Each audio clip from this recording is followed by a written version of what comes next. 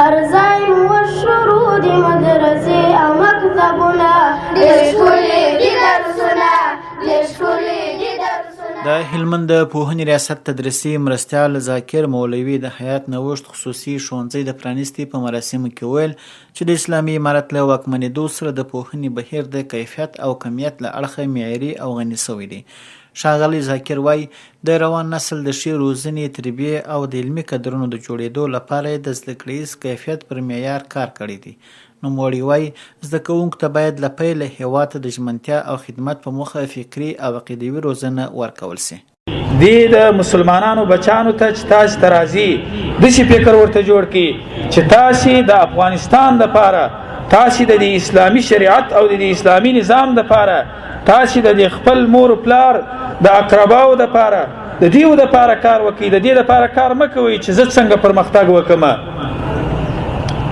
که چیرې د اول سیم پس زموږ استاد شاګردان په داسې مفکوره باندې سمبال سي او دغسې مفکوره ورته جوړه سي، به انشاءالله که خدای کوله دوی په آینده کې زموږ استاسي د زخمونو دپاره درمل جوړیږي، زموږ استاسي د زړونو یو پټۍ به جوړیږي.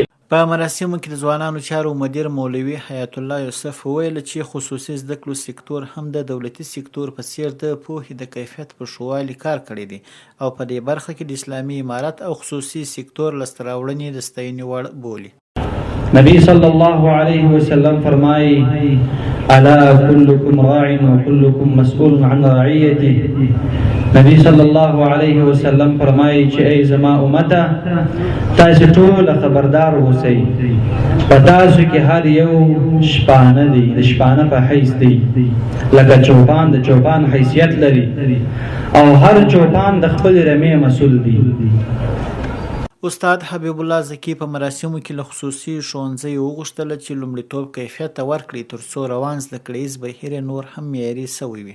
تر ټولو مهمه موږ تاسو او زموږ تاسو ټولنه د کیفیت څخه ډکو زده کړو ته اړتیا لري.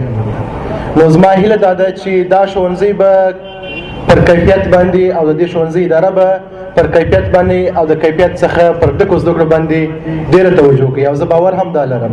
د حیات خصوصي ښوونځي مدیر محمد ناصر احمدي وایي د ښوونځي د پرانیستي هدف یوازې او یوازې د زده کوونکو د ښې روزنې دی ترڅو راتلونکي کې غوره زده کړیالان ټولنې ته د خدمت لپاره وړاندې کړي. د هلمندي ولس لپاره مجهز ښوونځي، با تجربه ښوونکي، مجهز کتابتون، مجهز لابراتوار او ورسره د تعلیم لپاره ښکلې فضا برابره کړي. باید ویل سي چې هلمند کې لسګونه د خصوصي زده کړو ښوونځي فعال دي چې د پوهنې ریاست لخوا د کیفیت څارنه ترسره کیږي.